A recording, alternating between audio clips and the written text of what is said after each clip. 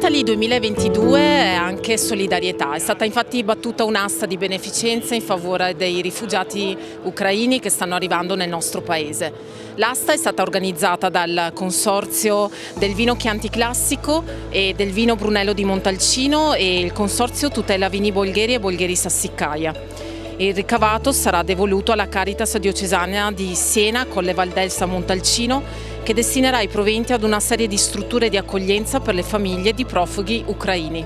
Ci è sembrato una cosa giusta e doverosa da fare, i soci del Consorzio hanno aderito con grande entusiasmo,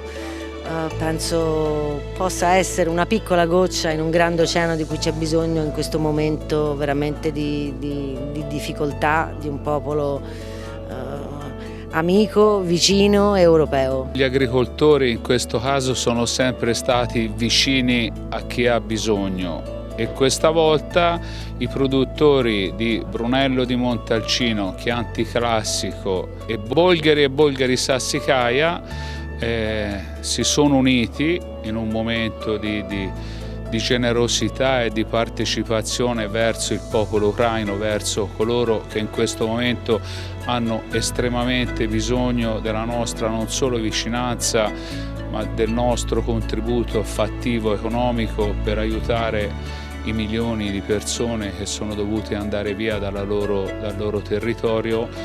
e sono fuori da casa, hanno bisogno di tutto e noi vogliamo essere presenti, partecipi ed aiutarli. Ma io penso uno dei presupposti più importanti del nostro mondo del vino, a cui partecipiamo noi produttori ma anche tutti i consumatori e gli operatori del trade, sia la condivisione. Questo è proprio uno dei principi fondamentali che sta alla base di questo prodotto meraviglioso che è il vino. Quindi proprio in questo momento secondo me è necessario dare dei segnali di partecipazione. E so benissimo che sarà un piccolo contributo, ma penso il più possibile significativo, che va incontro all'accoglienza, quindi che va a confortare queste popolazioni così colpite da questo conflitto veramente assurdo che speriamo finisca il più breve tempo possibile.